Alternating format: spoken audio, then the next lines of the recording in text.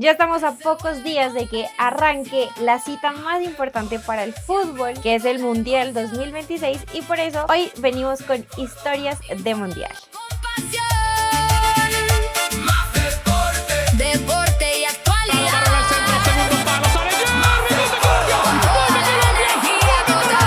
Martínez vuelve a ver Aguilar, toca atrás para James, mete un rebote, ¡qué golazo! ¡Gol de Colombia! ¡Gol de Colombia! ¡Gol de Colombia! Hola a todos, ¿cómo están? Yo soy Maf y bienvenidos a Maf Deportes, y me gustaría, antes de que empiece este mundial, ya estamos a unos días, hay muchísimo detrás de todos los mundiales y sobre todo de ese primer mundial que fue en 1930, y hoy me gustaría contarles un poco acerca de eso. Si no lo sabías, el primer mundial fue en Uruguay y les voy a empezar contando esta historia haciendo que ustedes imaginen una época donde no existían los estadios modernos, no habían vuelos charter, no existía la Champions, el VAR, todavía ni siquiera existía la Copa del Mundo. El fútbol todavía era un deporte que apenas empezaba a enamorar a la gente, y aún así alguien tuvo la loca idea de reunir a las mejores selecciones del mundo para crear un torneo nunca antes visto. Y lo más increíble, todo esto en un pequeño país de Sudamérica, Uruguay.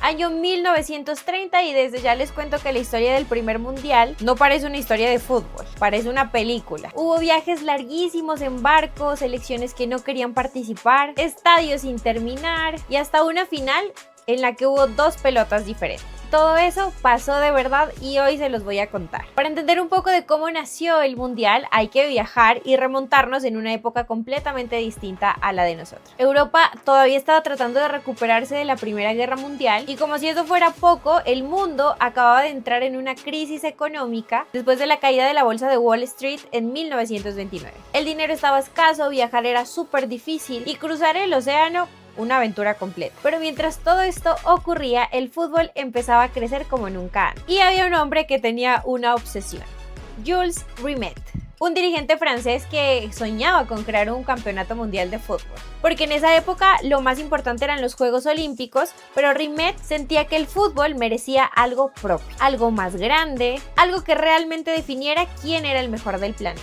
Y después de años insistiendo, la FIFA aprobó la creación del primer mundial. Ahora había un problema enorme: ¿quién iba a organizarlo?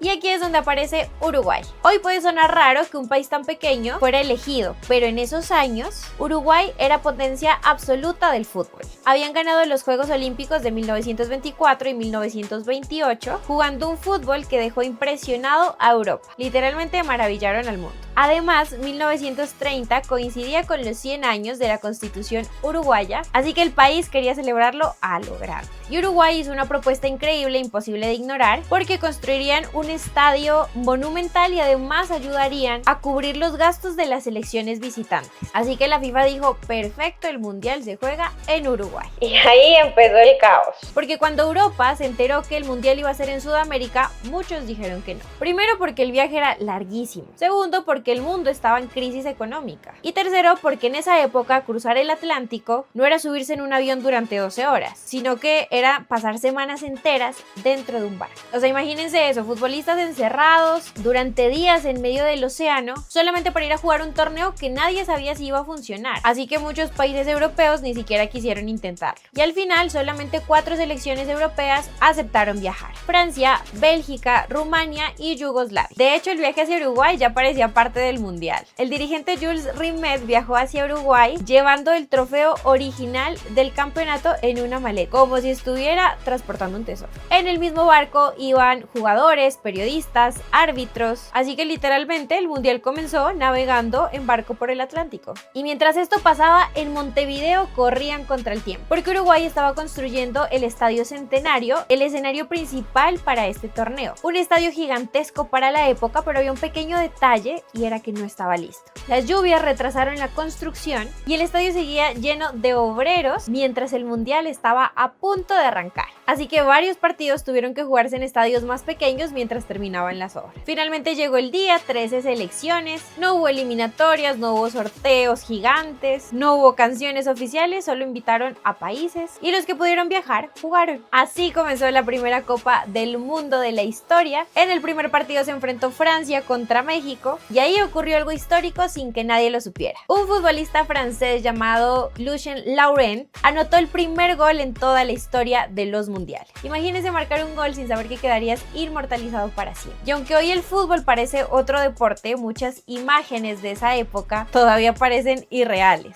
Los balones eran de cuero pesado y tenían costuras por fuera. Algunos jugadores incluso jugaban con boinas en la cabeza, pues para protegerse. Y muchos futbolistas ni siquiera vivían completamente del deporte, sino que tenían otros trabajos. Y aún así estaban representando a sus países en el torneo más importante del mundo. Pero probablemente una de las historias más increíbles de ese mundial fue la de Héctor Castro, un delantero uruguayo conocido como el Divino Manco. Y ustedes se preguntarán por qué ese apodo. Pues porque el jugador tenía un solo brazo. Había sufrido un accidente de joven donde perdió parte de su brazo derecho, por eso no le impidió convertirse en figura con Uruguay y terminar levantando la Copa del Mundo. Y entre partidos también hubo momentos completamente insólitos. La selección de Bolivia quiso rendir un homenaje al país anfitrión y cada jugador salió a la cancha con una letra en su camiseta para formar la frase "Viva Uruguay". Pero uno de los jugadores no apareció en la foto, así que la frase terminó diciendo "Viva Uruguay". Sí, amigos, el primer fail de los mundiales antes de que existiera el internet. Con el paso de los días el torneo empezaba a crecer, la gente empezó a llenar estadios y el ambiente era espectacular. Y poco a poco el mundo empezó a darse cuenta que esto del mundial podría convertirse en algo enorme, hasta que finalmente llegó el partido que todos esperaban: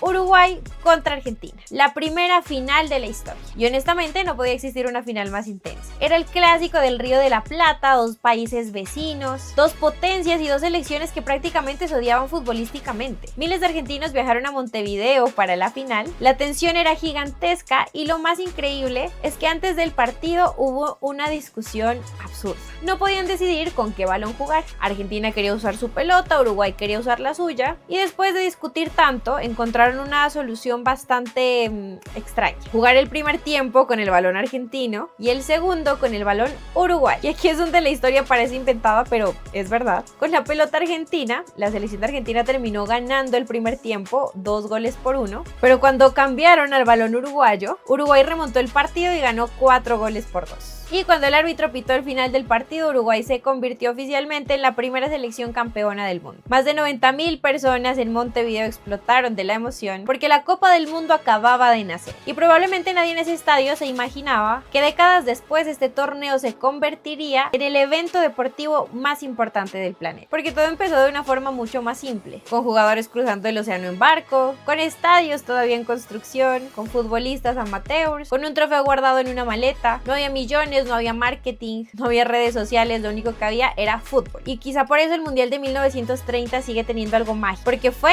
el comienzo de todo. Y sin ese torneo seguramente no hubiera existido ni grandes figuras como Pelé, Maradona, Messi, Cristiano. Toda gran historia tiene un gran inicio, y el inicio de la Copa del Mundo fue en Uruguay en 1903. Cuenten ustedes qué opinan de esta historia mundialista, y los invito a que se suscriban a este canal, que activen las notificaciones, y se viene una mano de contenido, mejor dicho, que ni les cuento. Muchas gracias por ver este video, síganme en mis redes sociales donde les comparto también más información deportiva y nos vemos en un próximo video. Chao, chao.